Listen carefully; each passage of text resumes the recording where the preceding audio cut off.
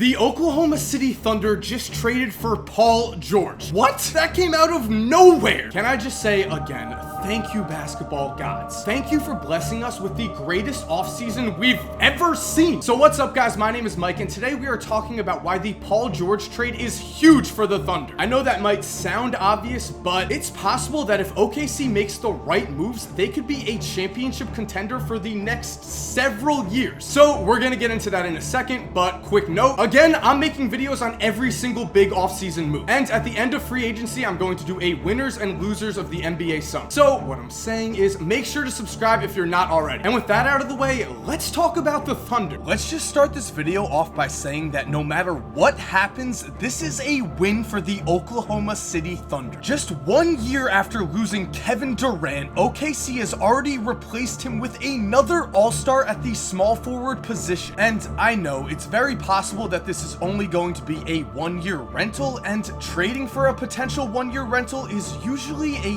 huge risk. But looking at this trade, there's really no risk at all for the Thunder. I mean, for one thing, OKC didn't really lose anything important in this deal. Remember, just last year, the Thunder traded Serge Ibaka to the Magic for Victor Oladipo and the 11th pick, which they used to take Domantas Sabonis. Now, OKC has moved Oladipo and Sabonis for Paul freaking George, which means that Sam Presti turned Serge Ibaka, whose contract expired this season, into Paul George. Sounds like a pretty incredible move to me, especially when you consider that losing Oladipo and Sabonis is really no big deal. Sure, Oladipo does have talent, but he's clearly the wrong type of player to pair up with Russell Westbrook. Depot isn't a good spot-up shooter, he's not a great secondary playmaker, he's really just a lesser version of Russell Westbrook himself. On top of this, Victor Oladipo is set to make $21 million a year until the end of the 2021 season. That type of contract made a huge impact on the Thunder's cap space and their future ability to sign free agents, which meant that the Thunder had to be sure that Oladipo fit into their system if they were going to keep him. OKC wasn't sure, so they traded him, and now, even if Paul George leaves next summer, OKC will still have the cap space to go after another big-name free agent like DeMarcus Cousins. And as for Sabonis, well, he did showcase some potential in his first year in the league, but at the end of the day, he only averaged about 6 points and 3.5 rebounds for the season, and he only shot 32% from three. Not exactly a huge loss, especially when it's clear that OKC needs floor spacers around Russell Westbrook. And that's exactly what the Thunder are getting with Paul George, an elite floor spacer and an all-star level player who is quite possibly the perfect second guy to pair with Russ. Because let's be honest here, pairing Russell Westbrook with another all-star is not easy. You can't just add any all-star level player to the Thunder and expect it to work out, because as we all know, Russ is a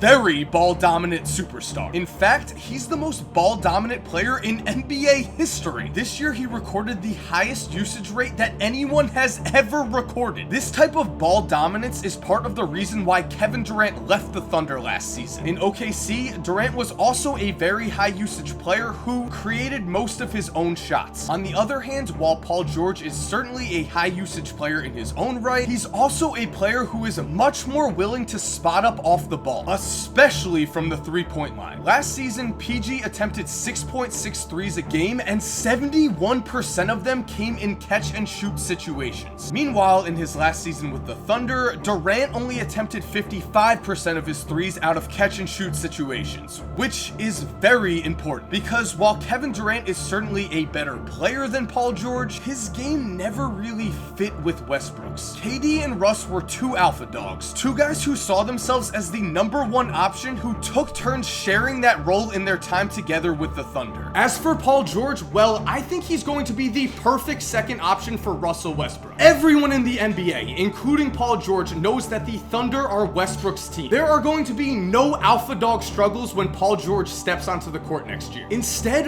what we're going to see is an awesome Thunder team. This year, Oklahoma City won 47 games with a roster that was full of holes. They didn't have shooters to surround Russ, they didn't have a secondary offensive star to create plays on offense when Russ sat, and they flat out just didn't have enough talent talent to really compete with the NBA's elite. Now though, things are different. Like I said before, Paul George is an excellent and willing spot-up shooter, as last season he shot 42% on catch-and-shoot threes on 4.8 attempts a game. But of course, Paul George is way more than just a spot-up shooter. He is a legitimate two-way star. The list of players who have averaged over 23 points, 6 rebounds, and 3 assists while making at least 2 threes a game is smaller than you might think. Only 10 guys in league history have put up those type of numbers. Paul George is one of those 10 guys, which means no longer are the Thunder going to be completely overwhelmed when Russ steps off the court. And make no mistake here, OKC was terrible whenever Russ did not play. To show you what I mean, let's look at the Thunder's offensive rating last season when Russ was on the court and off it. Now, a team's offensive rating differential basically measures how good a team is on offense compared to how good their opponent is on offense. So when Russ was on the court, the Thunder had a +4 differential in offensive rating, a number that would have ranked them 5th in the entire NBA. Meanwhile, when Russ stepped off the court, the Thunder plummeted to an offensive rating of -8.5.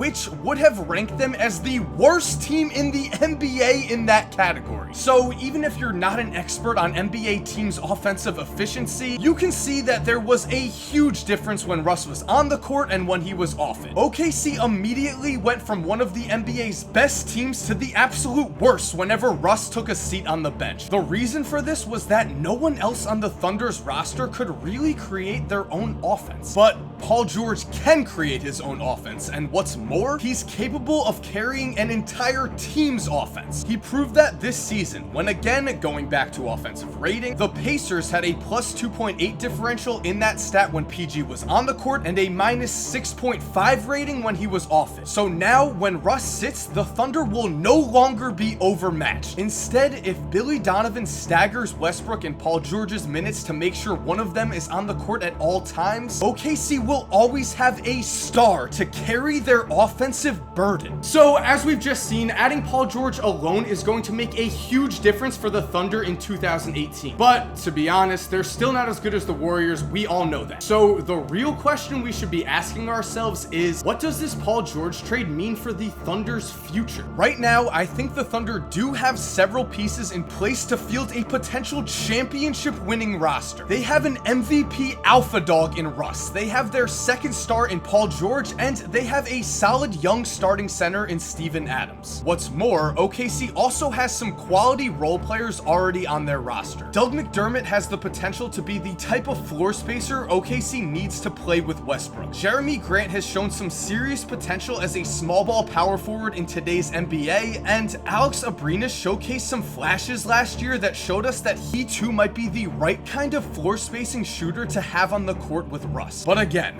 this roster is simply not good enough to win a championship, at least not yet, which means the Thunder are going to need to make moves to get to the next level. Their first priority needs to be another shooter to create more court spacing for Russ and PG. And luckily, there are several guys on the market right now who can fill that role. Look for the Thunder to target guys like Aaron Aflalo, Ben McLemore, CJ Miles, or Patrick Patterson. Any of those players would make a real difference on the Thunder's roster next year. And when we look even further ahead, we can see that OKC is going to have some serious chances to make even bigger moves. Players like Carmelo Anthony and Dwayne Wade are going to be potential buyout candidates around next year's All-Star break. And even if someone like Melo isn't bought out, it's possible that if someone like Alex Abrines shows enough potential, the Knicks would be willing to accept a package of Enes Kanter and Abrines for Melo. And thinking even bigger here, it's also very possible that if DeMarcus Cousins does not work out next season for the Pelicans, the Thunder would be able to clear enough cap space through trading Steven Adams and others to allow them to sign a third superstar to pair with Russ and PG. But of course, even if OKC does make these moves, there's no guarantee that Paul George or even Russell Westbrook is on the Thunder's roster for the 2019 season. As we all know, PG has made it very clear that he intends to sign with the Lakers next summer. But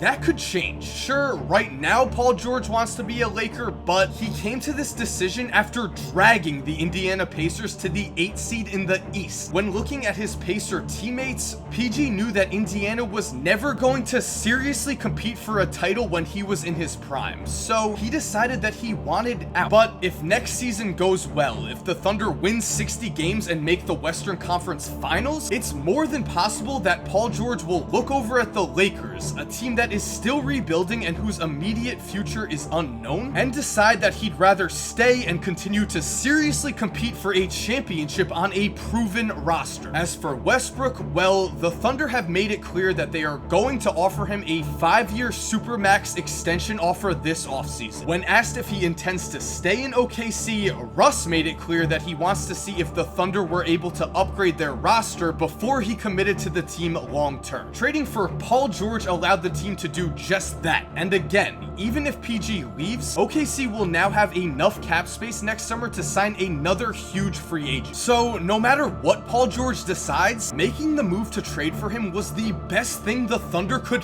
possibly do. They showed Russ they are capable of pairing him with a second star. They cleared Oladipo's contract to give themselves an out next summer even if it doesn't work out. They made what could be a trade that put themselves into the championship discussion for years to come. And there you have it, guys. Thank you for watching. I hope you enjoyed. Again, the NBA offseason is so awesome. Thank you, basketball gods. Thank you. Make sure to subscribe if you're new. I'm analyzing every single big move this offseason. And throughout the year, we've got NBA what ifs, NBA conspiracies, NBA history videos. If you love basketball, you'll love this channel. And guys, I do want to say thank you to SeatGeek for sponsoring this video. Now, if you don't know, SeatGeek is an app that takes all of the best ticket prices from around the internet and puts them all in one place for you to get the best deal. And it's easy to see what the best deal is because SeatGeek scores every ticket from 1 to 100 based on how good that ticket's price is. On top of that, the app also shows you the view of any ticket you might buy, which is pretty awesome because you can preview what seat you're going to be sitting in. So if you want the best seats for the best prices, download SeatGeek and make sure to use the promo code 2KMike for $20 off your first order. Guys, trust me, I use this app. It is awesome, and $20 off your first order, pretty solid deal. And if you're still here, you're the man. To everyone who's already subscribed, thank you guys so much. You know you're the best. And as always, have an awesome day and cue that music.